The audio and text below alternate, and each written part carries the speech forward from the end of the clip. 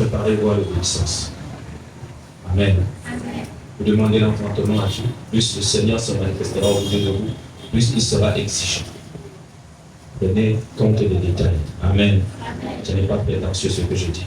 Je dis de la part du Seigneur. Et si vous obéissez, vous aurez l'amour et la grâce de Dieu se déployer envers vous d'une manière particulière. Acclamons-le dans le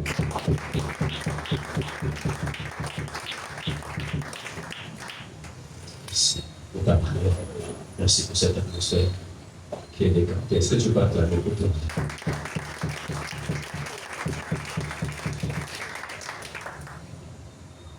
Bien-aimés, nous sommes bel et bien rendus à notre 4e journée du séminaire sur la bataille des identités. Quelqu'un dit la bataille des identités. La bataille des identités. Et le Seigneur est en train de faire des choses extraordinaires. Amen. Amen. Chez ton voisin, tu dis à ton voisin, tu es béni. Non, non, touche au moins 2 voisins, tu lui dis, tu es béni.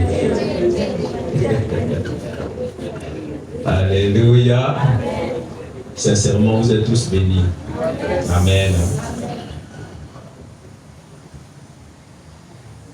Aujourd'hui, nous allons aborder le 3e chapitre, intitulé « Le tribunal céleste et la réclamation de justice ». Est-ce que tu veux répéter le tribunal céleste et la réclamation de justice?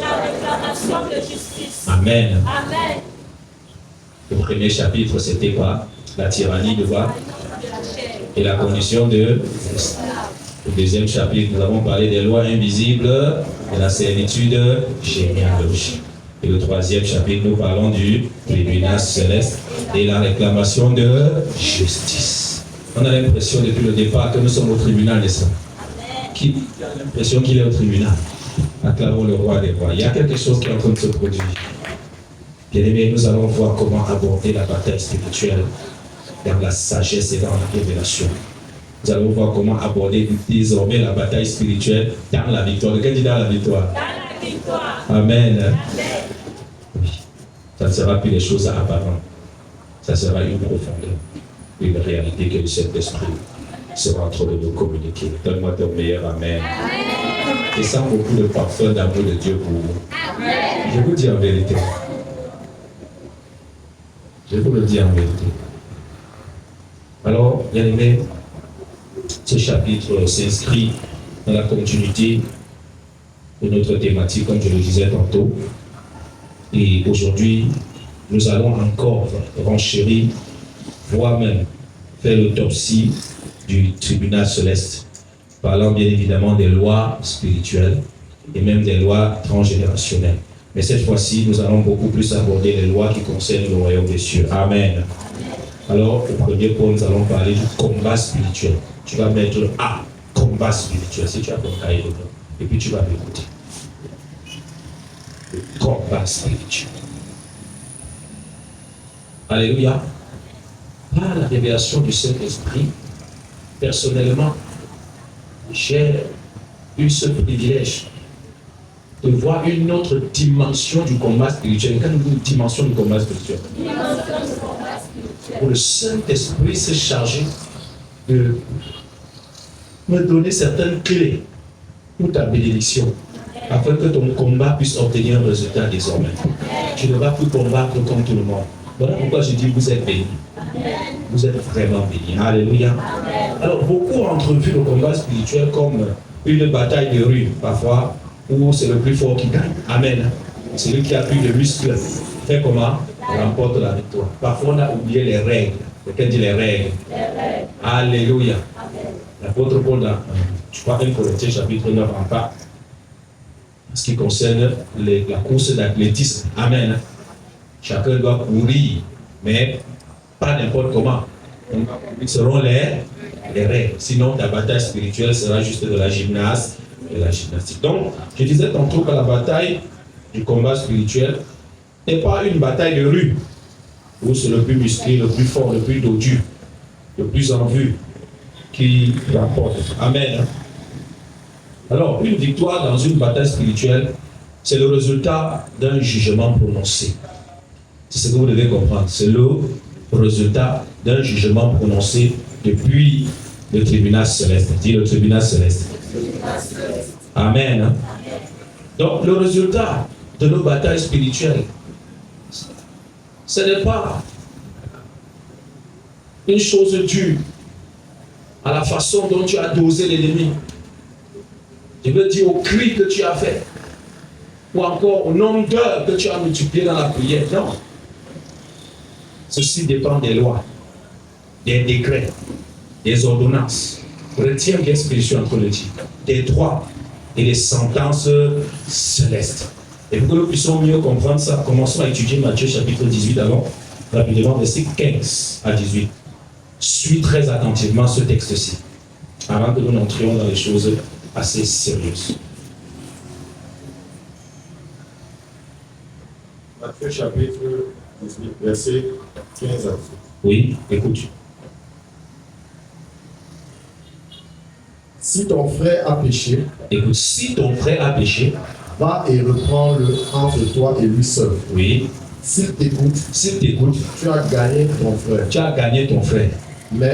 Mais S'il ne t'écoute pas, s'il ne t'écoute pas, prends avec toi une ou deux personnes, prends avec toi une ou deux personnes, afin que toute l'affaire se règle sous la déclaration de 2 ou de 3 témoins. afin que l'affaire se règle sur la déclaration de 2 ou de 3 témoins. Oui, S'il refuse de les écouter, s'il refuse de les écouter, dis-le à l'Église. dis-le à l'église. S'il refuse aussi d'écouter l'Église, S'il refuse d'écouter l'église, qu'il soit pour toi comme un païen et un publicain. qu'il soit pour toi comme un païen et un publicain. Et la suite est très intéressante.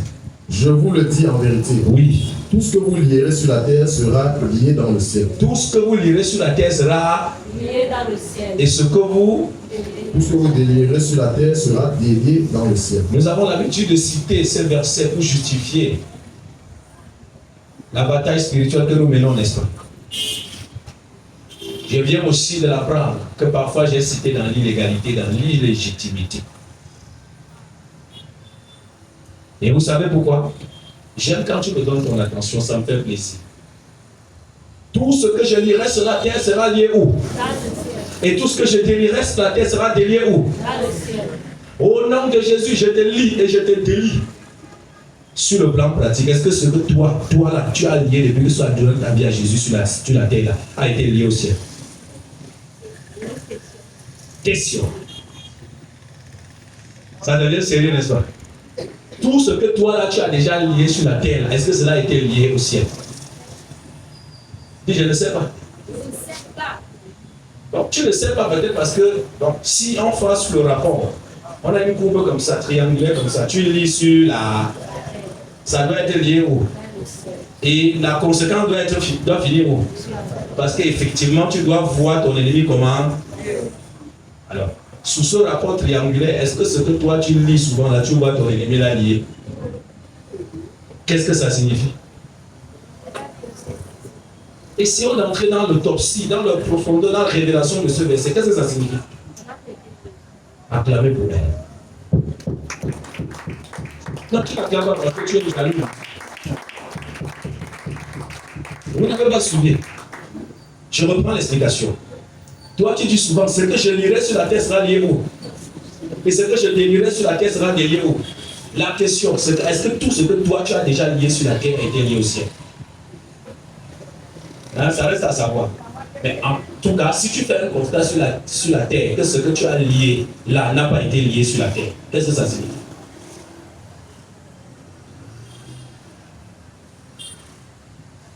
Tu n'as pas toujours compris.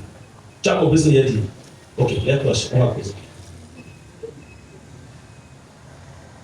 Bon, je suppose, d'accord? Tu dis à ton chéri, je te lis au nom de Jésus. Après, tu te rends compte qu'il n'est pas comment? Malgré que tu as passé toute la nuit à faire comment? Ça, c'est que tu as déclaré avant tout ça que ce que tu liras sur la terre sera lié où? Est-ce que tu as dit que ce que tu liras sur la terre sera lié sur la terre? Est-ce que le passage dit ça? Le passage dit que ce que tu lis sur la terre est lié où? Ça ne dit pas que ce que tu lis sur la terre est lié où? Sur la terre. Mais toi, tu attends que ce que tu lis sur la terre soit lié où? Sur la terre. Et c'est normal. Alors la question que tu te poses, pourquoi ce que tu lis et qui est censé être lié au ciel n'est pas aussi lié sur la terre? Donc tu attends.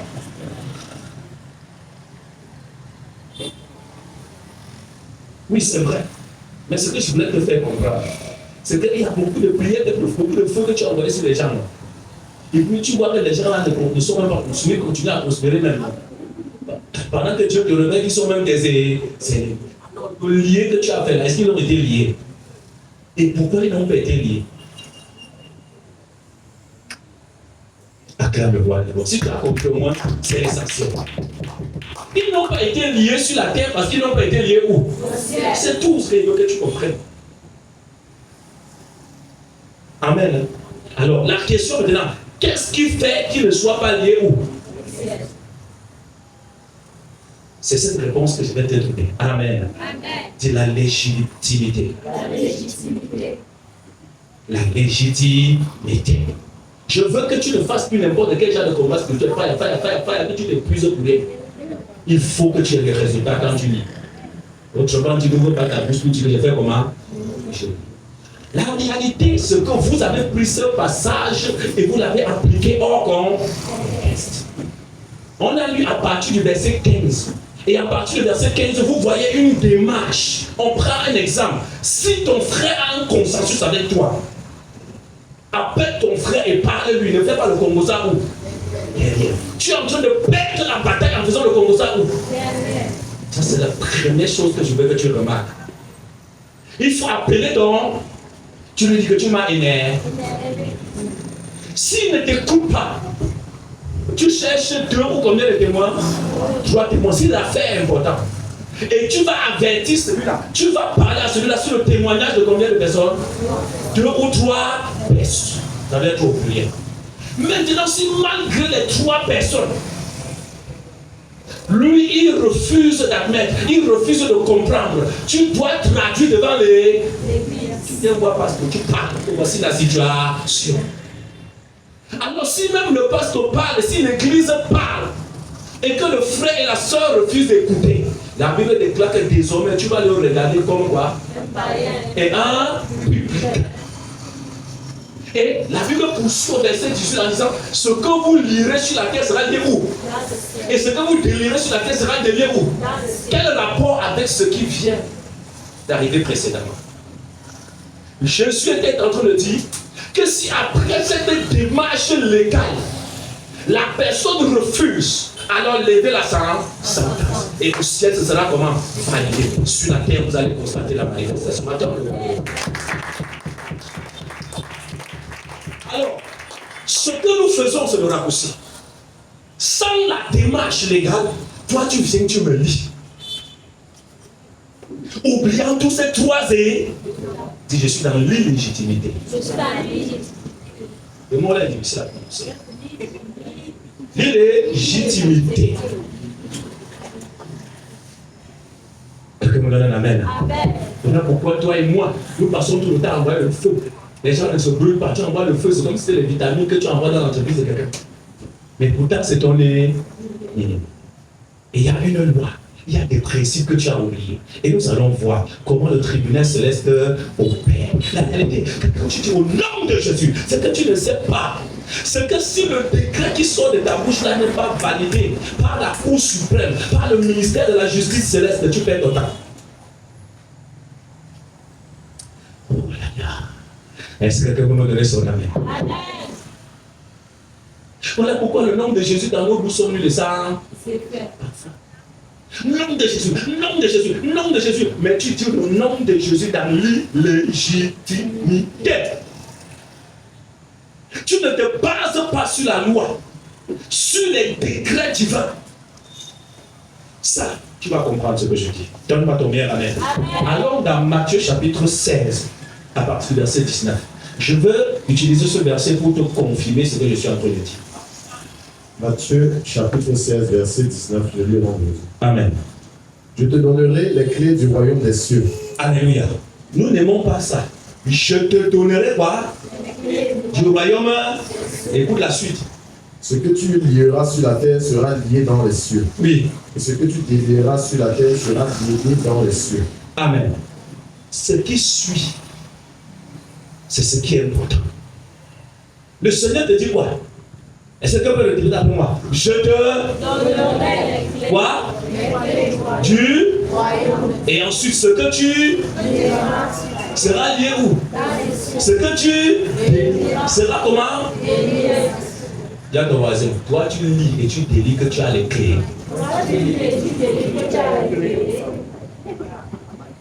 Attends le roi. Attends le Seigneur, tu seras venu, parce que le Seigneur Jésus t'a béni. Regarde, c'est la même chose que je viens d'énumérer. C'est la même chose que je viens d'exposer dans Matthieu chapitre 10. Il y a une légitimité. Il y a un décret sur lequel tu dois opérer. Il y a une clé qui doit te permettre de lier. Est-ce que tu as la clé là? Tu lis souvent beaucoup. Tu enchaînes. Tu empaquettes même. Tu envoies même dans les abîmes, même comme les abîmes ne sont pas encore ouverts. Mais tu envoies ton démon là-bas. Il précède la venue du Messie là-bas. Il faut plus souvent envoyer ton démon dans les abîmes sans fin. Aucun démon n'entre dans les abîmes sans fin, ce n'est pas encore ouvert. Je m'adresse à tous les gens qui envoient les démons. Acclame le roi des rois. Je sais que je suis en train de te délivrer. Acclame pas le Saint-Esprit. Nous allons faire l'autopsie du combat spirituel. Pour que tu comprennes, je te lis, je t'empaquette, je te fais un moule de couscous et puis je t'envoie dans les abîmes sans fond au nom de qui? Et tu mets le nom de Jésus. Le nom de Jésus là va valider. Quand Dieu te dit que les abîmes ne sont pas comment ouverts et que les abîmes seront ouverts pendant la grande tribulation pour faire sortir les démons sous forme de crapauds. Avec les queues de scorpions qui vont persécuter ceux qui vivent pendant des mois. Et toi tu ouvres encore les abîmes pour que Abaddon, le chef des démons, sorte avec son armée. Alléluia.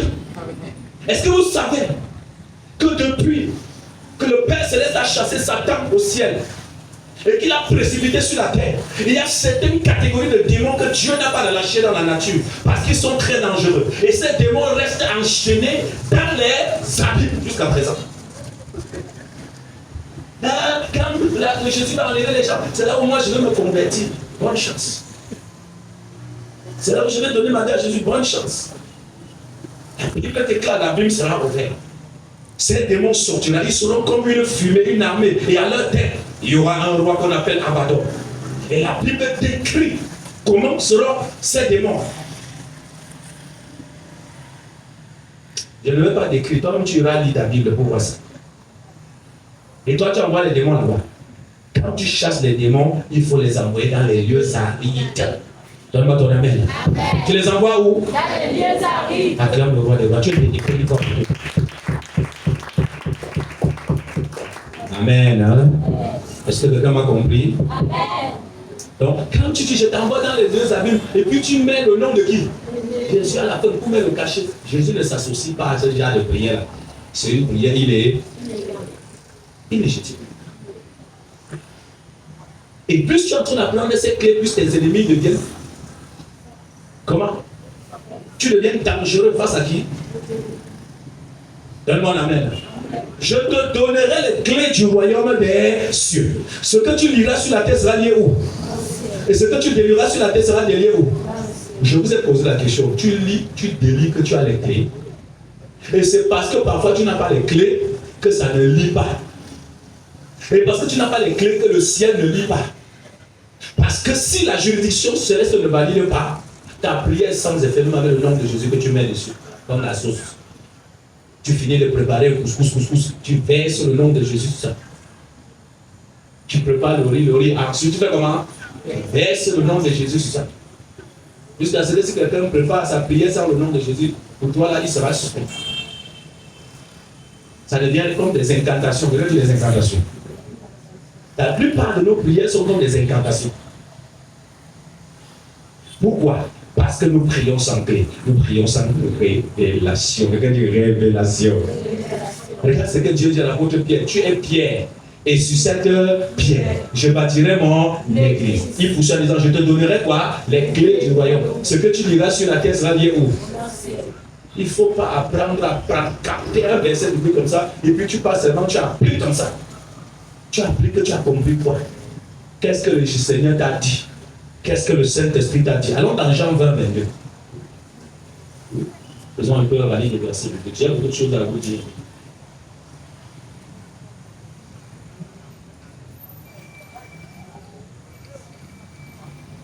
Jean 20, verset 22. Oui. Après ces paroles, il souffla sur eux. Il souffla sur eux. Oui, vas-y. Et leur dit, recevez le Saint-Esprit. Recevez le Saint-Esprit. Ceux à qui vous pardonnerez les péchés, Il leur sera pardonné. Ceux à qui vous retirerez le péché leur sera. C'est la même chose. C'est la même vérité. Si parce que tu es apôtre, parce que tu es serviteur de Dieu, parce que tu es enfant de Dieu, parce que tu es né de nouveau, tu déclares à quelqu'un que je te pardonne des péchés. Moi, je vais te poser la question. C'est vrai, tu as lu. Ceux à qui vous pardonnez les péchés, il sera comment? Ceux à qui vous retiendrez les péchés, il sera comment? C'est-à-dire que tu sais que tu as le pouvoir d'absoudre quoi? Le péché. Alors tu le déclares sur la base de quoi? Est-ce que le Seigneur a soufflé sur toi? La Bible déclare qu'il souffla et il dit, recevez quoi? Comme le Saint-Esprit. Recevez quoi? Recevez l'Esprit. Et il poursuit en disant, ceux à qui vous ferez comment? Une façon de dire, si Dieu n'a pas soufflé sur moi, le souffle de Dieu, c'est une révélation. Quelqu'un dit une révélation? Je vais vous dire une chose. Il y a beaucoup de serviteurs, beaucoup d'apôtres qui existent. Mais je vais vous dire la vérité. Ce ne sont pas tous les apôtres qui ont la capacité d'impacter quelqu'un avec le Saint-Esprit.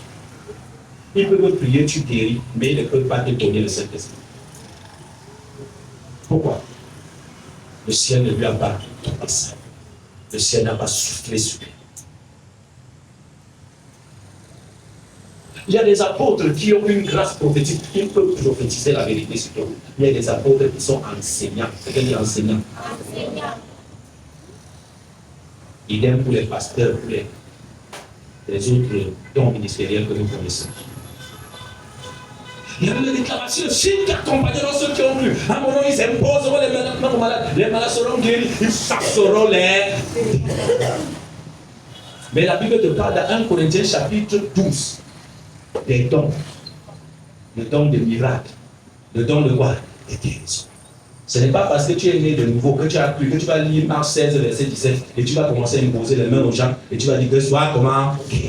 As-tu le don? Oh, ça devient compliqué, non?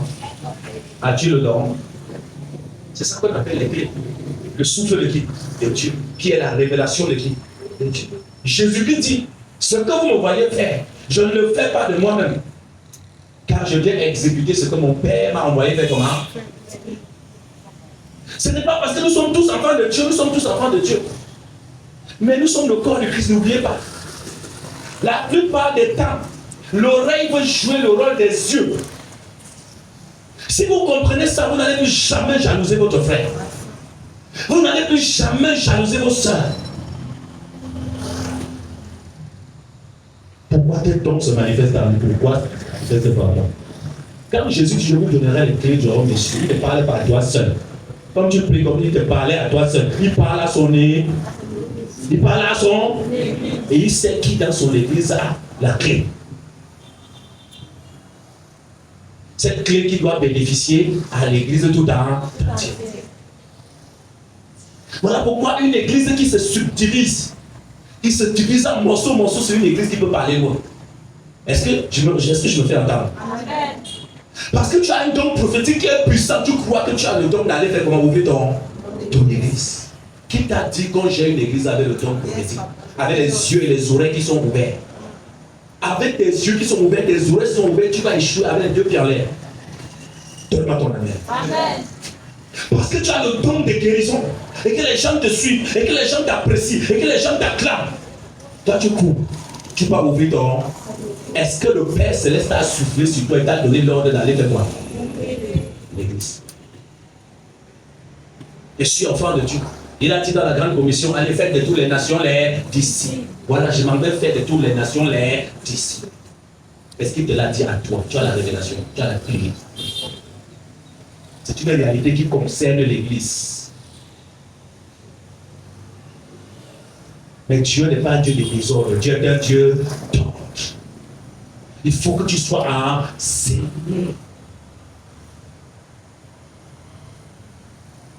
Si ces 5 dons opèrent dans le cadre ecclésial, l'Église sera puissante.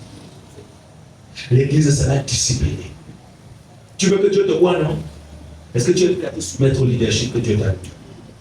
Est-ce que tu vas comprendre que ce qui coule en toi, c'est une portion de grâce que Dieu a prélevée des entrailles du leadership pour te donner, pour que tu les manifestes pour le bien-être de tous? Vous vous souvenez de Moïse? Pourquoi Dieu n'a pas rempli les 70 anciens par son onction qui descendait du ciel? Dieu a dit à Moïse, viens, je vais prélever quoi?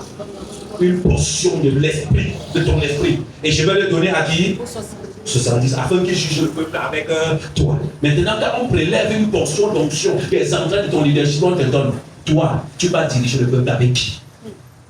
Tu te déconnectes de la source. Après, tu vas commencer à déclarer les versets bibliques, faire les catastrophes, comme tout ce qu'on entend aujourd'hui, qui est en train de souiller l'église. Pourquoi? Parce que tu as cru qu'on dirigeait une église avec les dons. Vous n'avez pas lu la Bible où le Seigneur, quand on parle même des 7 dons-là, pour moi, les 9 dons de l'esprit, ce ne sont pas seulement 9 dons. Acclame le roi des rois. Le seul qui a catégorisé ça, il met 9 dons.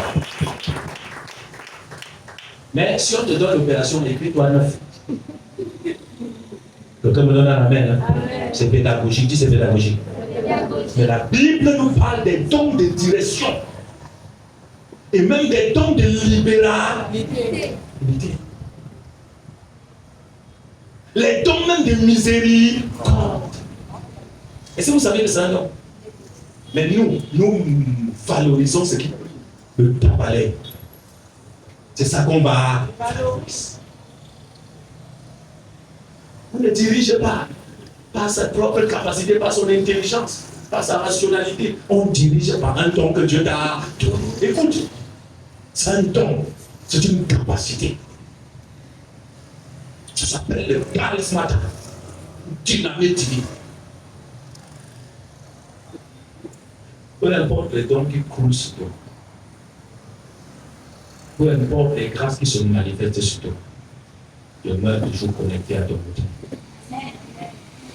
C'est ce que nous connaissons. Et tu seras toujours puissant. Tu seras toujours fort. Les églises au Nigeria, au Ghana, partout, c'est parce qu'on ne blague pas avec les leaders spirituels. On ne blague pas avec les leaders spirituels. On ne traite pas les leaders spirituels avec légèreté. Quand vous faites ça, vous n'allez pas monter. Je vous enseigne juste la vérité. Je vous donne les principes. Vous allez vous fâcher parce que quelqu'un a dit le Dieu de terre. Auparavant, moi aussi, je pouvais faire l'erreur de critiquer. Mais avec le temps, je me suis rendu compte que le Dieu que nous servons est un Dieu d'alliance. C'est un Dieu d'alliance. Si tu n'as pas un hôtel qui te porte, tu ne peux jamais aller où. Tu as proposé de la vérité.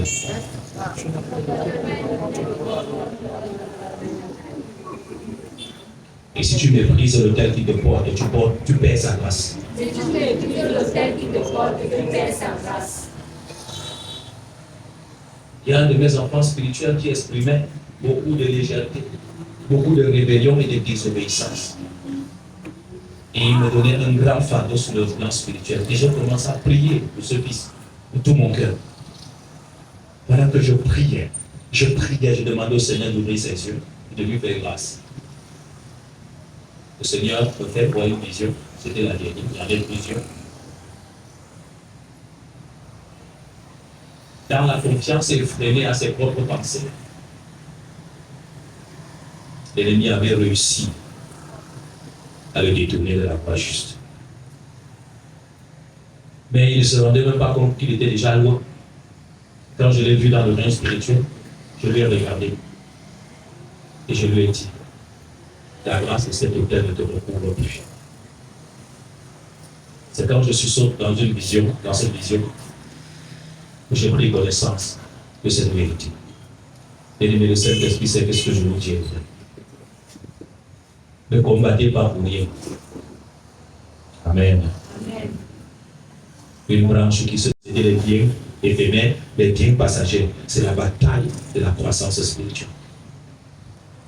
Parce que pour grandir spirituel, c'est la même bataille qu'il te faudra mener. Au même titre que la bataille que tu mènes pour avoir ton pain à manger. Parce que Satan, ce qu'il ne veut pas, c'est qu'un jour, tu deviens une femme ou un homme spirituellement comment mature. Ce que Satan ne veut pas, c'est qu'un jour tu atteignes la statue parfaite de Christ.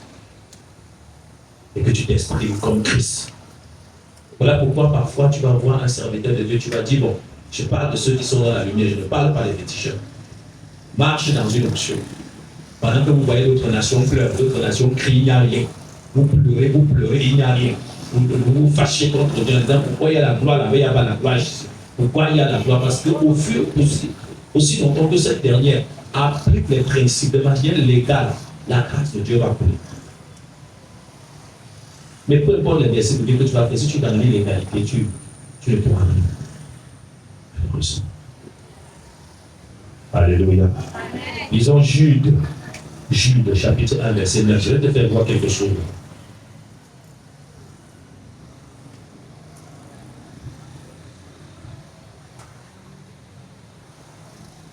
Jude, chapitre 1, verset 9. Jude chapitre 1, verset 9, je lis 11. Amen. Or, l'archange Michel, Lorsqu'il contestait avec le diable, il lui disputait le corps de Moïse, n'osa pas porter contre lui un jugement injurieux, n'osa pas porter contre Satan un jugement injurieux, mais il dit que le Seigneur te réprime. Que le Seigneur te Réprime. Je sais que tu es au courant que Satan est ton ennemi. Mais comment est-ce que tu le combats? Tu l'insultes. Tu fais comment? Tu l'insultes. Tu l'insultes. Tu l'insultes. Je n'aimerais pas attirer ta sympathie vis-à-vis de la personne du diable. Parce qu'il ne comprend pas le langage de l'amour, de la douceur, le langage de la violence. Mais une violence dans la légitimité divine. Regardez, c'est l'archange Michael, l'un des principaux, un chef d'armée. Chef de l'armée.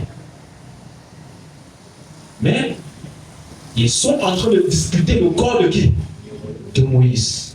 Ils discutent avec Satan. Satan discute, il m'appartient. Moïse, il m'appartient. Donc c'est mon corps. Écoutez, Satan est méchant. Hein?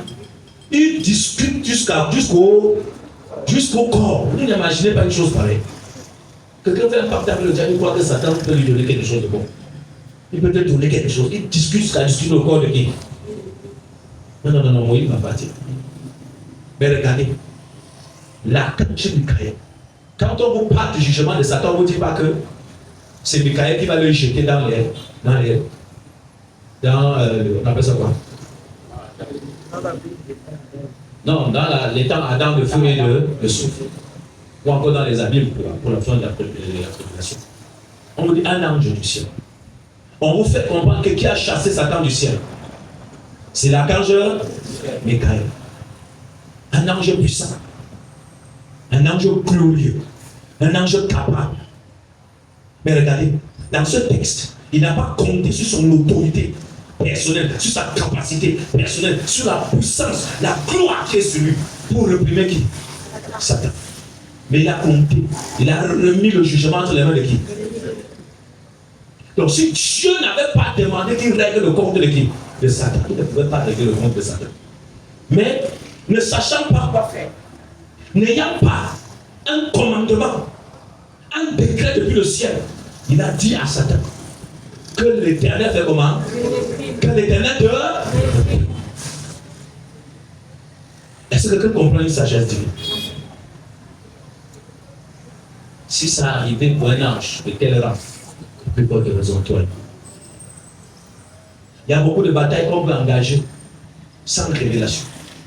Pose-toi la question, pourquoi le Saint-Esprit te donne une révélation avant que tu ne lèves pour commencer à faire comment? Parce que dans la révélation du Saint-Esprit, tu as la victoire. C'est ce que j'essaie de vous faire comprendre. Dans la pensée marché de l'esprit, tu as quoi? La victoire. Tu es là, tu ne médites pas ta Bible, tu ne lis pas, le Saint-Esprit ne te parle pas, mais tu es celui-là qui dit, oh, il a dit, il a marché sur les serpents, sur les scorpions. Depuis que tu marches sur les serpents, sur les scorpions, on a l'impression que c'est les serpents et les scorpions qui marchent sur toi. Pourquoi? Parce que tu verses les versets bibliques sans révélation. Tu n'as pas une vie de méditation. Tu n'entends pas la voix du Saint-Esprit au travers de sa parole. Tu n'entends pas. Tu n'as pas la pensée de l'esprit. Et ça arrive généralement pour des personnes qui ne veulent pas grandir et qui restent adolescents spirituels. Ça arrive généralement aux hommes charnels. Je ne parle pas des hommes animaux, mais des hommes comment? Charnels. Si tu as compris ça, c'est une bonne chose. Alors nous allons prendre le point B. La démocratie et le pouvoir divin. La démocratie et le pouvoir divin. Vraiment que le Seigneur nous accorde sa grâce pour pouvoir faire ce qu'il a lieu de faire. Donne-moi ton amen. Vous savez, sur le plan démocratique dans notre nation, il y a ce qu'on appelle la séparation du pouvoir. Je vais un peu te parler de l'école. Tu as laissé l'école, maintenant l'école est venue te trouver à l'église, acclame le roi des rois. Donc les mathématiques, ça va venir te trouver ici. Tu croyais que tu veux servir Dieu. Tu veux laisser l'école, tu veux servir Dieu. L'école là, ça va venir te retrouver. Alors, bien aimé, ce que je vous devais savoir. Moi, j'ai bien mémorisé mes cours à l'école. Dans le système démocratique, on parle de séparation de pouvoir. Nous savons très bien que le pouvoir exécutif est entre les mains du roi. Le pouvoir législatif entre les mains du Parlement, qui a bien évidemment deux chambres, l'Assemblée nationale et le Sénat. Ça, c'est le pouvoir législatif. Le pouvoir judiciaire entre les mains des juridictions, de la Cour suprême, la Cour d'appel, des tribunaux de première, deuxième instance. C'est ça l'instant. Est-ce qu'on est ensemble, bien aimés? On est ensemble? Amen. Alors, maintenant, en ce qui concerne la législation céleste, comment ça se passe les trois pouvoirs? C'est ce que nous allons voir. Et ça va t'amener dans la compréhension du combat spirituel.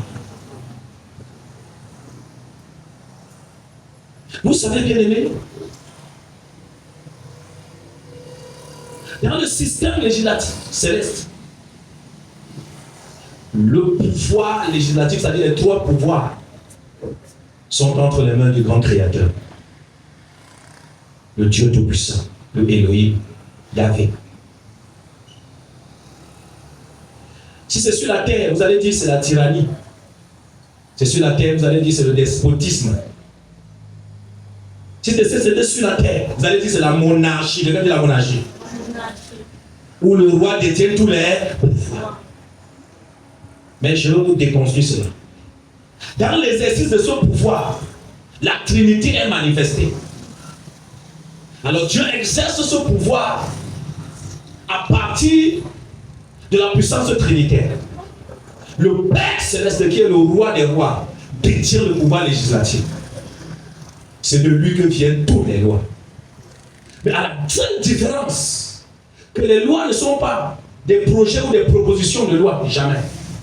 Parce que les lois divines émanent de sa nature propre. Est-ce que vous comprenez? Dieu ne se lève pas le matin et dit je décrète. Non. Les lois ont été établies par Dieu. Mais ces lois-là émanent de la nature, c'est-à-dire de sa personne et même de sa personnalité. Et c'est ça qui fait toute la différence. Et je vais vous expliquer pourquoi ça fait toute la différence. Vous n'y croyez pas? On lit un verset, Jean 6, verset 38. Parce que quand je parle comme ça, on dit que le Père s'y commence à inventer les choses. Nous sommes dans l'étude de la parole. Lis. Là, tu me regardes un regard suspect. Jean chapitre 6, verset 38. Oui. Oui. Car je suis descendu du ciel, Oui. pour faire non ma volonté, Non ma volonté, mais la volonté de celui qui m'a envoyé. la volonté de celui qui parle. Il est l'agent de la manifestation tangible et concrète de l'amour divin. Alors, comprenons que Dieu est le détenteur de tous les trois pouvoirs. Mais il exerce par la Trinité. Et si vous voulez comprendre un verset clé qui vous démontre que Dieu est le détenteur des trois pouvoirs, nous allons lire Ésaïe 33, verset 22. Ésaïe chapitre 33, verset 22. Oui, j'ai fait exprès. Car l'Éternel est notre juge. L'Éternel est notre juge. L'Éternel est notre législateur. L'Éternel est notre législateur. L'Éternel est notre roi. L'Éternel est notre roi. Là, ici, clairement, nous voyons que les trois pouvoirs appartiennent à qui? Mais dans l'exercice de ces pouvoirs, nous voyons le Saint-Esprit, le Père et qui? Le Fils. Acclamons le Seigneur. Bien aimé, le tribunal céleste est fiable. Le tribunal céleste est parfait. Là-bas, il n'y a pas de choco. Il n'y a pas de pot de vin. Alléluia. Il n'y a pas de corruption. Vous pouvez échapper au tribunal des hommes. Vous pouvez corrompre les juges sur la terre, les magistrats, les procureurs. Mais vous ne pouvez pas corrompre Dieu. Vous ne pouvez pas corrompre le tribunal céleste. Quelqu'un me donne un amen. Voilà pourquoi je vais vous donner. Et je vais vous dire d'être en joie et en paix. Parce que nos ennemis seront jugés. Amen. Nos ennemis seront jugés. Ils n'échapperont pas au tribunal céleste. Oui, la Cour suprême céleste statuera sur leur état et sur leur cas. Elle ne jugera pas seulement sur les faits, mais elle jugera aussi selon la loi. Quelqu'un me donne un amen. Et la sentence sera appliquée. Est-ce que quelqu'un me comprend bien? Nous avons au niveau de la magistrature ceux que nous appelons les procureurs, ceux que nous appelons les juges, et ceux qui sont dans le métier libéral, c'est-à-dire les avocats, qui vivent des honoraires. Les autres qui ont été naturellement reçu l'onction par décret présidentiel.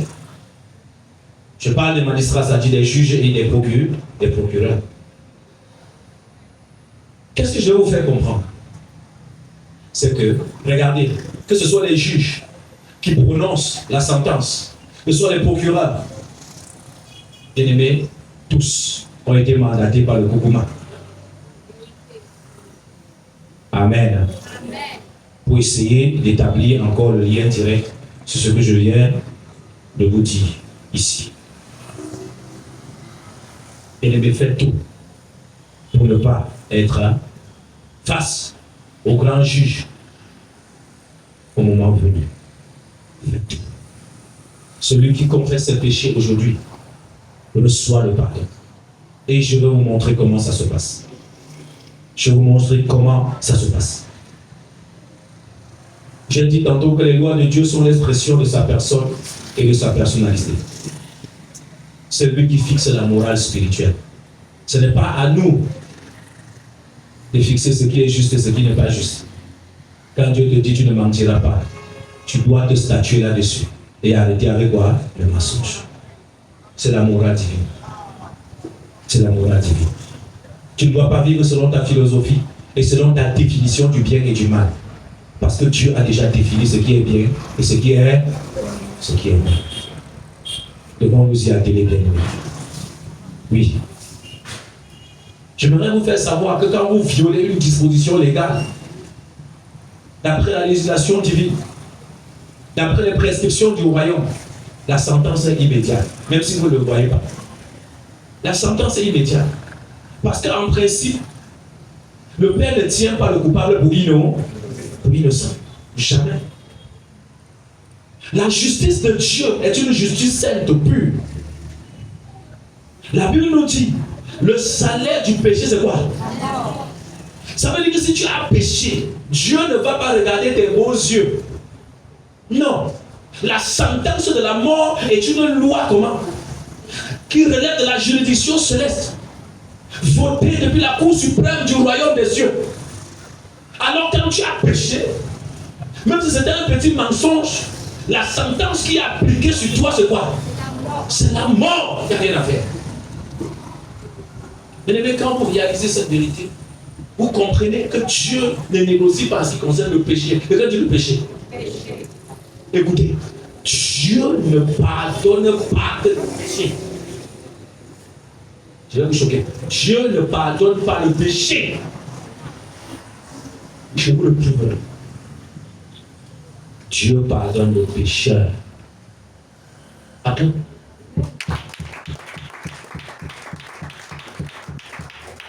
Alléluia. J'ai dit quoi?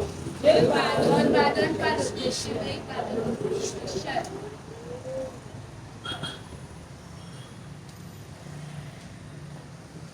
Pourquoi? Parce que lui, il a dit le salaire du péché, c'est quoi? Comment est-ce qu'il va pardonner ton péché? Vous comprenez ce que je disais hier? Quand Jésus vient, ce n'est pas pour rafistoler le péché. Tout ce que le péché touche mérite quoi?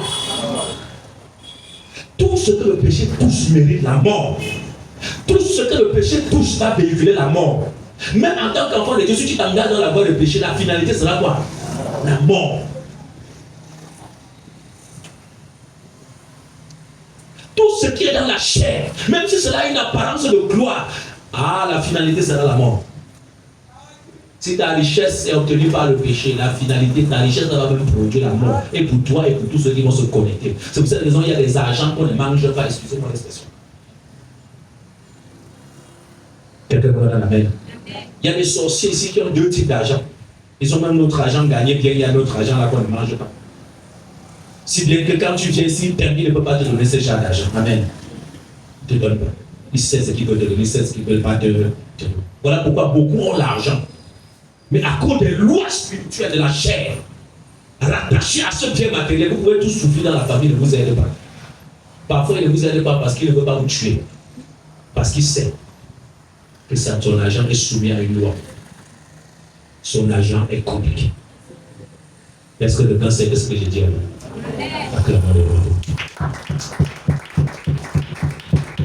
Voilà pourquoi ça ne sert à rien de convoiter.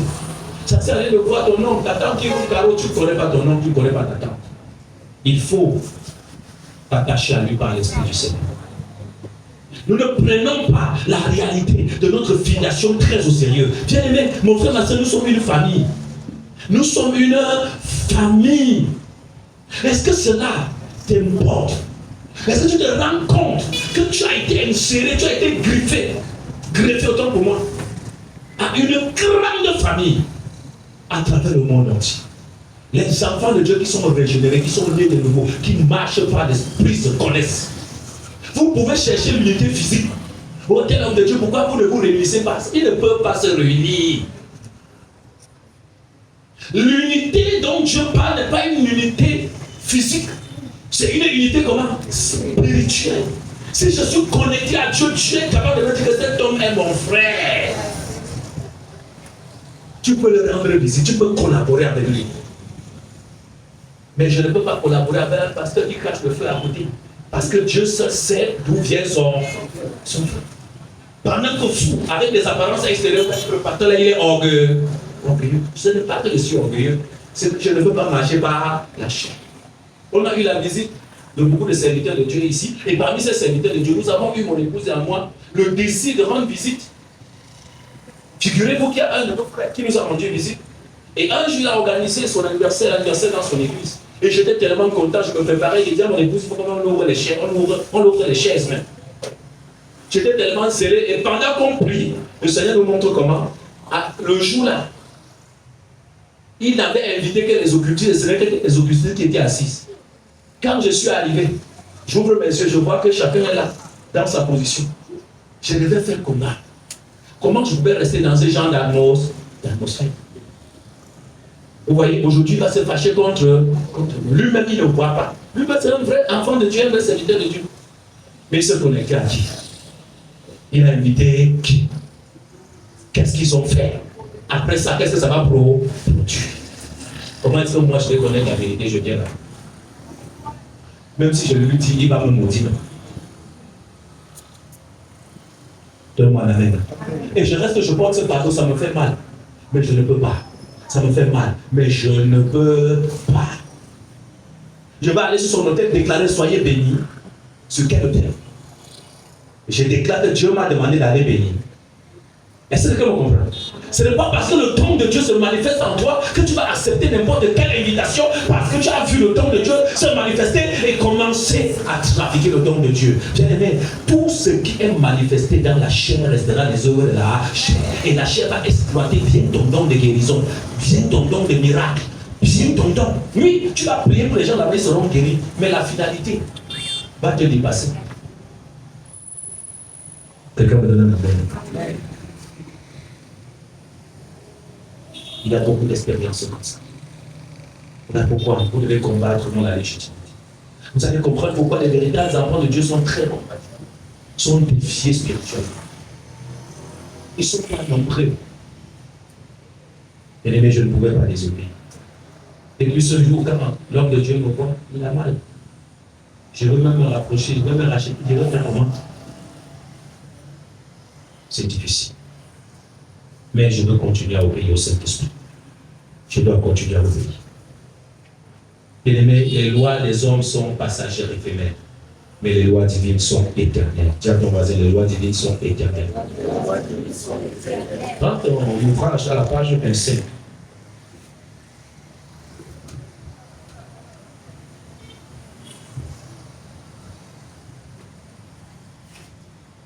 j'aimerais que nous puissions lire page 25.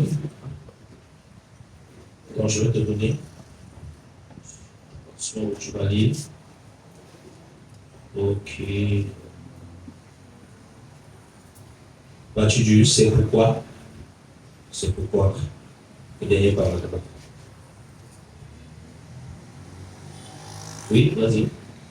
C'est pourquoi les Écritures affirment que la loi de Dieu est parfaite, Oui, pure et éternelle. oui, Elle ne fluctue pas selon les cultures, oui, les époques ou les opinions humaines. oui, Ce qui est saint devant Dieu demeure saint. oui, Ce qui est impur demeure impur. oui, La justice divine ne connaît ni favoritisme ni corruption. oui, Aucun homme ne peut soudoyer le ciel, Oui. manipuler le verdict ou influencer le juge suprême par des artifices religieux. tu les artifices religieux. Sacrifice religieux. Tout ce que tu fais à l'apparence de piété, tu fais semblant d'être pieux, mais le ciel sait que tu n'es pas pieux.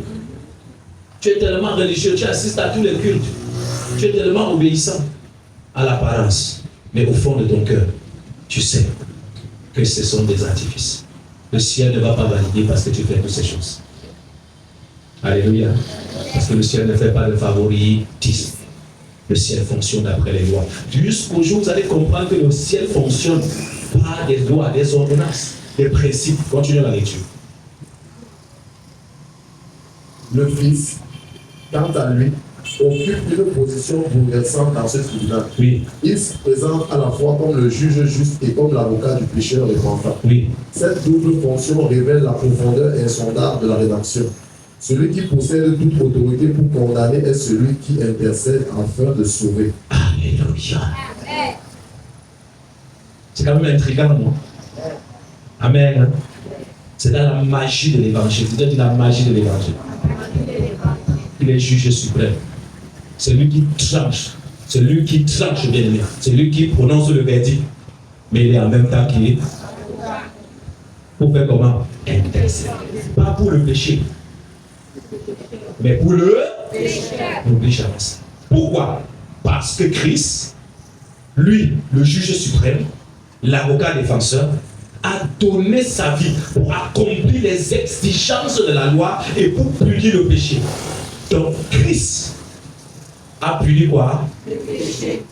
Christ a effacé quoi? Le péché. C'est-à-dire le péché qui avait été commis, le péché qui se commet encore maintenant, et le péché qui sera comment? Commis. Vous voyez la manifestation de l'amour de Dieu, le contournement de ses propres principes par l'amour. Il a accompli les exigences de la loi céleste pour te donner la vie, pour te donner un moyen, bien aimé, d'être racheté au moyen de la repentance. C'est pour cette raison que l'évangile est prêché, pour que tous les condamnés. Pourquoi? Parce que la différence entre la juridiction céleste et la juridiction terrestre, c'est que dans la juridiction terrestre, on juge les faits et on juge la loi. Ça veut dire qu'il y a des ordonnances qui disent, si tu fais comme ça, on doit te punir comme ça. Je veux prendre un exemple pour que vous puissiez comprendre. Si toi et moi, nous avons un consensus, qu'est-ce qui se passe? Je m'en vais ici, à la brigade, je porte plainte. Amen. Maintenant, la plainte que j'ai portée sera soumise au magistrat, c'est-à-dire au procureur. Alléluia. Qui est le juge du parquet. Quelqu'un me donne un amen. Si il voit que c'est nécessaire, que c'est important, qu'est-ce qu'il fait? On me comprend. Sinon, on règle beaucoup de problèmes où? On arrive au commissariat ou à la brigade, on règle là-bas. Mais si on transmet déjà, le procureur, qui est le juge du parquet, doit examiner et voir si on va me convoquer où? Au tribunal. C'est un instrument de première instance. Amen.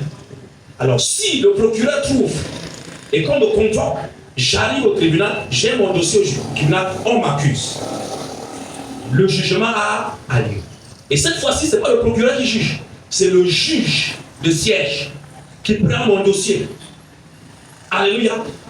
Et qui doit juger non seulement les faits, mais qui doit examiner la loi rattachée au quoi? Aux faits. Alors, si au tribunal de première instance, mon problème est jugé, et que moi, je ne suis pas content, je ne suis pas satisfait, on va me donner un délai.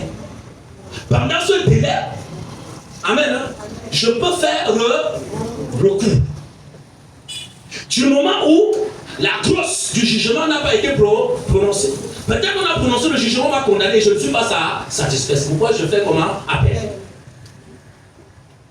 Ceci suppose que la clause n'est pas sortie, ce qui suppose par exemple que le certificat de non-appel n'est pas sorti. Maintenant, on me convoque à la cour d'appel. La cour d'appel siège sur les faits et sur la loi. Ça veut dire que la cour d'appel examine sur les faits relayés contre moi est établi. Et si les juges du tribunal de première instance ont effectivement exécuté quoi? La loi telle qu'il se doit. Après l'examen de la loi, il y a une sentence qui sera donc prononcée. Soit un jugement automatique. Et figurez-vous que je ne suis pas toujours comment? Satisfait. Maintenant, il n'y aura pas un appel. Il y aura ce qu'on appelle le pouvoir en cassation qui va se passer au niveau de la Cour suprême. Et à la Cour suprême, on ne juge plus les faits. On juge quoi? La loi. C'est-à-dire qu'on vérifie si la Cour d'appel a effectivement appliqué les principes de la loi tel qu'il se doit. Alors, si on juge qu'ils n'ont pas effectivement appliqué la loi, on procède à ce qu'on appelle la cassation. C'est-à-dire on prise la décision de la Cour suprême et de la Cour d'appel et on renvoie l'affaire dans une autre Cour d'appel au jugement. Mais maintenant, si la Cour suprême confirme, c'est-à-dire émet ce qu'on appelle un arrêt confirmatoire du jugement de la Cour d'appel et de la Cour suprême, si elle confirme. Alléluia. Écoute, le jugement sera sans appel. On va sortir la grosse, on va sortir tous les documents qui étaient. Quelqu'un me comprend? Mais dans le ciel, bon, toi maintenant aussi, quelqu'un m'a compris? Oh, je deviens avocat, je vais te défendre de toi, clairement le roi des rois. Alors, tu n'attends pas pour moi, hein? Tu viens de ma leçon, non? Attends pour moi. Donc, comme toi, tu me provoques là, je connais mes droits. Tu as compris aujourd'hui, non? Continue à me provoquer comme ça. Je sais qui toucher. Amen. Alors, bien aimé, en ce qui concerne la loi du royaume des cieux, comment ça se passe? Donc, au ciel, on ne juge plus les faits. Pourquoi? Parce que sur la terre, il y a le coupable et le non coupable. Mais dans le tribunal céleste, nous tous, nous sommes comment? Coupables. Ça veut dire que déjà nous plaidons coupables. Acclamez. Vous comprenez pourquoi Jésus ne juge plus quoi le péché? Parce que le péché fait partie des faits. Nous sommes déjà tous alors maintenant, à cause du fait que Christ a accompli, ça dit que le jugement a été déjà fait. Toi et moi, nous avons été condamnés en la personne de qui? Jésus. Nous avons été ensevelis avec lui. Nous sommes ressuscités avec lui. C'est-à-dire que nous sommes déjà morts. La sentence a été comment? Maintenant, par qui? Par Jésus. Notre salut maintenant se trouve où? Voilà pourquoi quand la mort veut nous condamner, nous on court, on se réfugie où? Par la réponse. C'est ce qui se passe. C'est pour cette raison que nous pouvons obtenir quoi? Le pardon. Est-ce que vous voyez l'amour de Dieu? Est-ce que vous voyez la grande sagesse de Dieu? Est-ce que vous voyez la grande miséricorde de Dieu? C'est pour cette raison que Jésus est avocat. Alléluia. Vous voyez, dans le livre de Job, Satan accuse Job devant qui? Devant Dieu. Non, tu ne peux pas laisser l'homme là comme ça. Il accuse. Il obtient gain de cause. Dieu ne discute pas ce qui concerne la sang. Il dit que bon, fais de lui ce que tu... Mais pardon, ne touche pas à ça. C'est pour vous montrer qu'en ce qui concerne l'histoire du péché, personne qui ne va pas donner sa vie à Jésus, qui ne va pas se cacher sous le sang de Jésus. Imaginez pour la sentence. C'est fini. Vous voyez pourquoi nous devons prier, nous devons intercéder, nous devons faire tout pour garder la flamme. Parce que jusqu'à présent, tu signes dans la chair, à la fin, tu feras comment? Tu vas faire comment? Si la juridiction céleste ne te reconnaît pas. Si la grosse, pour le certificat de non-appel, l'avocat des Français ne présente pas pour dire que non, ça c'est fini, le jugement est fini. Entre à ta parole, tu feras quoi? Voilà pourquoi il dit, si vous me régnez devant les hommes, moi aussi je ferai comment? Mon frère, ma soeur, s'il faut mourir dans la foi, s'il faut mourir avec Christ, il faut signer, reste là-bas. Ne viens pas que tu retournes dans le péché passé, tu retournes dans les fétiches pour quelque bien terrestre que ce soir. Voilà pourquoi n'enviez pas cette gouverneur, cette grande ministre. N'enviez pas les gros palais, les grosses maisons. Aucun d'entre eux n'ira avec ceci. À quoi bon toutes ces choses pour laisser enfin et retourner dans le séjour des morts? Le ciel ne va pas accueillir. Le ciel ne l'accueillera pas. Ils auront obtenu tout ce qu'ils ont. Ils ont pu tuer pour obtenir sur la terre. Régner sur la terre, mentir le peuple, escroquer le peuple, piller le peuple, voler le peuple. C'est pour cette raison, nous, en tant qu'enfants de Dieu, quand nous les regardons, nous devons avoir plutôt compassion. Nous ne devons pas avoir un regard de convoitise. Parce que tu ne sais pas ce que tu vaux. Tu ne sais pas ce que Jésus a fait de toi. Jésus n'a pas seulement racheté ta vie. Aujourd'hui, tu es associé à son corps parce que tu es membre de son corps. Voilà pourquoi on dit ce que vous lirez sur la terre sera lié où? Parce que quand vous jugez dans la légalité, quand vous jugez dans la légitimité, c'est comme si le ciel avait comment jugé. C'est pourquoi il faut faire très attention à cet Dieu qui marche dans la sanctification, qui craint Dieu et qui marche par le Saint-Esprit. Je vais prendre un exemple. Vous voyez, dans le livre d'Actes, chapitre 5, on parle de cas d'Ananias et de Saphira. Je vais paraphraser pour que nous puissions avancer. Amen. Vous voyez, les deux, c'est-à-dire ce couple va mentir à qui? Il va mentir à Pierre là. Il va mentir à qui? À Pierre par rapport à un engagement qu'on avait pris. Qu'est-ce qui se passe? Pierre est rempli du Saint-Esprit. Pierre reçoit de qui? Du Saint-Esprit. Il a déjà connu la sentence. Il sait que le Père lui a donné quoi les clés. Écoutez, Jésus avait dit après quoi? Tu es Pierre, je sais de Pierre, il fait comment? Et les portes de séjour des morts ne prévaudront point quand. Après, il continue en disant je te donnerai les clés du royaume. Qui avait les clés du royaume des cieux? Je te donnerai les clés. Le jour de la Pentecôte, les clés sont descendues. L'apôtre Pierre a pris la parole. Il a levé la voix et le ciel a confirmé l'arrêt qui est sorti de sa bouche. Donne-moi un amen. Une fois de plus dans cette situation, le ciel va valider. Parce que lui, il va même donner les détails. Amen. Donc, dis, tu n'es pas un homme que tu as menti, mais c'est à qui? Au Saint-Esprit. Celui qui détient le pouvoir comment? Exécutif. N'oubliez pas, celui qui tue, c'est l'esprit aussi. L'esprit d'amour qui est là dans ta vie, il tue aussi. Oui. Il punit, il exécute les sentences célestes. Ils avaient menti à qui? Au Saint-Esprit. Il est tombé quand l'apôtre qui a déclaré sur la terre. En association avec qui? Ainsi, il est membre du corps de Christ, exécutant des décrets spirituels. L'instant même, Ananias est tombé. Sa femme est entrée. Votre père dit, mais c'est à cette somme que vous avez vendu ce terrain. Il dit oui. Mon Seigneur dit, comment avez-vous pu vous mettre ensemble pour mentir à qui? Vous voyez l'humilité. Quand tu es au Saint-Esprit, ne dis pas lui. Parce qu'aujourd'hui, dans notre génération, on dit, ah, pour me mentir, tu me mens. Vous voyez son humilité. Amen. Mais il a voulu révéler que ce n'était pas lui qui était à l'origine. Mais après qu'il avait la pensée de qui? Le Saint-Esprit savait que le Saint-Esprit avait à juger, il avait à connaître. Il avait plutôt dit, comment il s'exclame, comment est-ce que vous vous êtes mis ensemble, toi et ta femme, pour mentir à qui? Voici ceux qui ont emporté ton mari, ils sont à la porte et ils vont aussi faire comment? À l'instant même, la Bible déclare qu'elle tombera comment?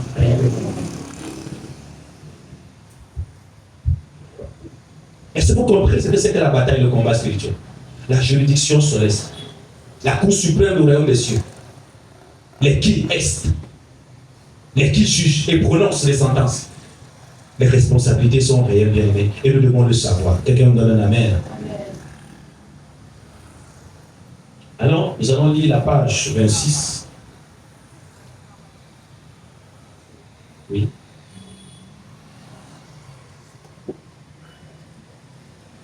Apôtre Jean écrit, mes petits enfants, je vous ai écrit ces choses afin que... Non, c'est moi qui te dis où tu vas commencer. Page 26. On y est, hein? Hein? À partir du... C'est pourquoi les Écritures. C'est pas le 25 à 20. Ok, pas le 26, vas-y. Le Fils. Première page. Le Fils, quant à lui, occupe une position bouleversante. Oui, on a lu tout à l'heure. Oui, l'apôtre Jean écrivit. L'apôtre Jean écrit, mes petits enfants, je vous ai écrit ces choses afin que vous ne péchiez point. Et si quelqu'un a péché, nous avons un avocat auprès du Père, Jésus-Christ le juste. Oui. Christ ne défend pas le péché.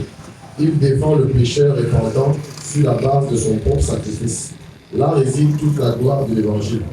Jésus ne plaide pas notre innocence, car notre culpabilité est réelle. Il plaide le paiement intégral de notre dette par son sang versé à la croix. Oui. Ainsi, la grâce ne supprime pas la justice, elle satisfait pleinement ses exigences.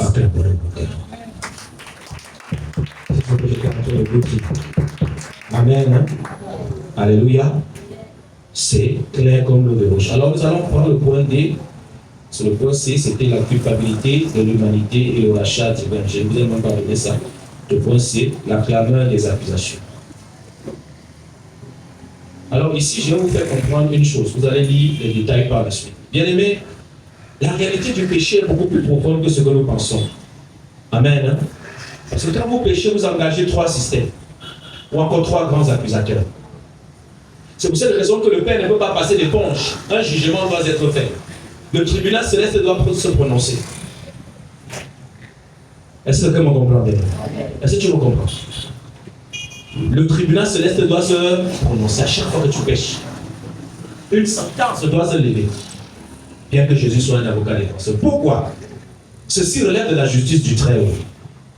Quand vous péchez, votre premier accusateur, dis accusateur, c'est Dieu. Okay. C'est ce que nous appelons la justice divine. Dis la justice divine. Amen. Tu n'as pas enseigné ça aux païens. Même quand c'est fort et que les hommes tournent, les païens ont dit que vous n'allez pas esquiver quoi? La justice divine.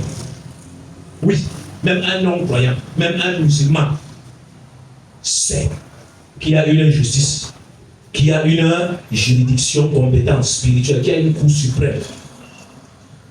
Oui, qu'il y a un ministère de justice dans le ciel. Où chacun sera comment? Alors quand vous péchez, bien aimé, vous devez savoir que la justice divine ne peut pas tolérer. Elle n'excuse pas le péché. Je viens d'expliquer cela tout à l'heure. Quand il est écrit le salaire du péché, c'est quoi? C'est la mort. Deuxième accusateur, c'est le sang innocent. Dis le sang innocent. Donc quand tu pêches là, mets dans ta tête que tu as 3 accusateurs. Premièrement, la justice. Deuxièmement, le sang innocent. Le sang parle. Dis à ton voisin que le sang a une bouche. Alléluia. Le sang a une voix devant Dieu. Alors l'Apocalypse 6, 9 à 10, je crois que tu vas comprendre ça. Parce que quand je parle comme ça, Il y a beaucoup de versets aujourd'hui, mais nous devons comprendre ça. Nous sommes pendant un séminaire. Vous allez chapitre 6. Verset 9 à 10. Verset 9 à 10, je lis. Écoute ce qui est écrit, oui.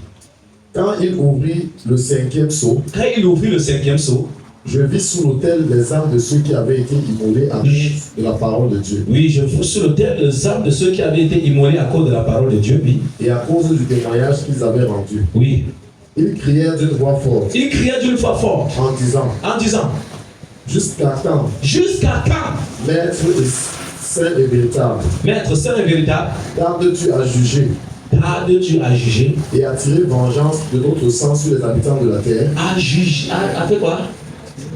À tirer vengeance, oui, de notre sang Sur les habitants de sur la terre. les habitants de, il n'a pas dit les habitants de Mars, sur les habitants de, La terre. les martyrs, les gens qu'on tue, les prophètes qu'on égorge. Ils meurent depuis la nuit des temps jusqu'à aujourd'hui. Et ils sont là au ciel. Il y a un département sur eux. Ils sont revêtus en robe rouge. Ils ne sont pas encore robe blanche. Pourquoi? Parce que la vengeance n'a pas encore été faite. Ils attendent.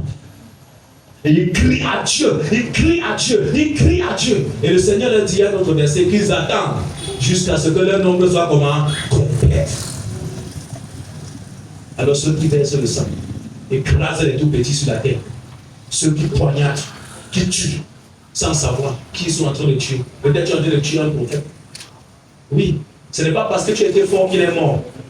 Ce qui se passe, c'est que le tribunal céleste t'attend pour ton jugement. Et tu vas payer. Tous les meurtriers, s'ils ne se repentent pas, s'ils ne se convertissent pas, bien aimé, il y a une voix du sang qui fait comment? Qui crie contre eux. Même les gens qui avortent et qui tuent. Vous devez savoir que dans le tribunal céleste, si tu ne te convertis pas, si tu ne confesses pas ses péchés, si tu ne te repens pas, si tu ne demandes pas pardon, bien aimé, le sang de ces enfants dans le royaume de Dieu va faire comment? Crier. Crier vengeance. Venge-nous, notre mère nous a tués. Venge-nous. Toi, homme qui a donné l'argent pour qu'on puisse avorter ton enfant, est-ce que tu as demandé pardon? Tu as confessé cela? Si tu ne le fais pas, le tribunal céleste va te l'acclamer. La voix du sang de cet enfant va parler contre toi. Voilà pourquoi sur la terre, quand tu as compris que tu te repentis, que tu as demandé pardon à Dieu sincèrement, que tu as demandé sincèrement pardon, et que le sang de Jésus t'a purifié, t'a sanctifié, tu ne passeras pas au tribunal. Parce que l'avocat défenseur a défendu ta cause. L'avocat défenseur t'a racheté. Vous voyez l'amour du Père. Vous voyez la grâce. Vous voyez l'amour de notre Seigneur Jésus-Christ. Ce qu'il a fait pour toi et moi. Est-ce qu'on peut acclamer pour le Seigneur Jésus-Christ? Est-ce qu'on peut acclamer pour le Seigneur Jésus-Christ? Il a fait quelque chose d'extraordinaire. Ça me fait frissonner de l'œil. Quelqu'un me donne la main. Il y a le dernier accusateur. C'est Satan. Il y a le dernier accusateur, c'est qui? Satan. Donc quand tu pêches là, pense d'abord à la justice divine. Puis tu penses à qui? Le sourire, le sang. Troisième personne, tu penses à qui? Satan, il va tout. Tu tombes dans son filet. Nous avons vu tout ça hier, bien aimé. Nous avons vu le cas. Et Job, il y a plusieurs cas comme ça. La repentance est la clé. Je pardonne les péchés. La repentance. C'est quand il a la repentance. Alors nous allons aller page 28. On fait page 28 jusqu'à 30. Nous avons lu là-bas beaucoup de choses.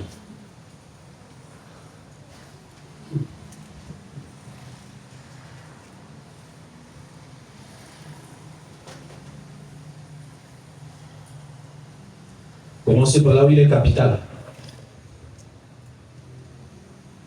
Page 28, il est capital en bas. Il est capital de comprendre que l'arme principale de Satan n'est pas d'abord le mensonge grossier. Devant le tribunal divin, Devant le tribunal divin, une accusation mensongère serait immédiatement rejetée. il sera rejeté, oui. L'adversaire agit plutôt comme un procureur légal, exploitant rigoureusement les infractions réelles de l'homme. Quelqu'un me donne la main. Hein? Il agit comme un. Je vous ai parlé du procureur qui prend connaissance des infractions, qui qualifie les infractions pour voir si cela nécessite comment une poursuite. Amen. Hein? Un procès. Donc Satan agit comme un procureur comment légal. Ça veut dire qu'il veut t'accuser, pas fouiller dans ton dos. dossier. Voilà pourquoi, frère, il faut faire sortir les secrets de ton dossier avant que les attaques n'entrent fouiller. Est-ce que quelqu'un a compris? Soit tes dossiers sorcellerie, tu mets sur la table. Alléluia. Soit tes boîtes de nuit, tes boîtes de jour, je ne sais pas.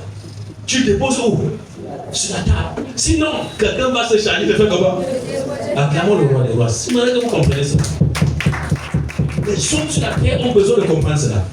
Le mensonge que tu as fait, avec ce que vous ferez dans le secret sera comment publié en plein. Tu crois que tu caches tout. Si tu caches les péchés là, au dernier jour, tu vas voir. On va mettre toute la terre comme ça. On va mettre une grosse écran comme ça. On va monter ton image dans la chambre de terre. Tout le monde, on va voir. On va reprendre encore les vols de ton mensonge. Tout est enregistré sur la terre. La terre n'est pas vide. Les vols de ton mensonge avaient les réponses. Il y a peut-être dans les appareils à cette époque-là, la technologie n'était pas là, mais le ciel avait. Cela avait été dans les livres, un livre de souvenirs. Est-ce que comprend? Ce n'est pas de l'amusement, bien aimé, c'est quelque chose de très sérieux. Et les gars, si vous confessez vos péchés, il est juste et fidèle de vous les pas, de vous purifier de quoi? De tout péché confessé. Le sang de Jésus vient faire comment? Effacer et purifier en même temps. C'est-à-dire quand Dieu te pardonne, il ne pardonne pas pour revenir dessus. Quand Dieu te pardonne, c'est comme si là tu n'avais jamais fait comment? Péché. C'est pour cette raison que vous allez voir quelqu'un a péché parce que vous aviez à pécher. Parce que vous aviez à monter, descendre. Mais un jour, la personne a accepté Jésus comme Seigneur et Sauveur. Pendant que vous regardez, oh, elle a même 5 enfants, elle a 18 enfants. Tout ça, Dieu voit comme si elle n'avait jamais rien eu. Dieu reprend la même personne et le Seigneur recommence à transformer, travailler sa vie. Alléluia. Après, vous jugez sur la terre. Elle là qui a fait la bordellerie, excusez-moi l'expression dans le monde. Comment on peut le mettre ensemble avec cet homme qui est toujours innocent, il n'avait jamais rien fait. Non, ça c'est vous qui qualifiez les faits. Ce n'est pas la qualification du tribunal.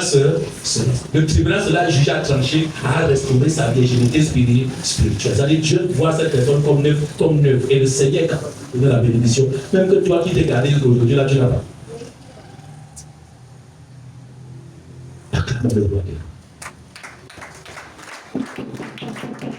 Quand tu disais l'histoire de l'enfant produit, il est relavé à la maison, il est rentré à la maison, le père a pris quoi? Son veau comment? Quand tu dis souvent ça, tu penses à quoi? Amen.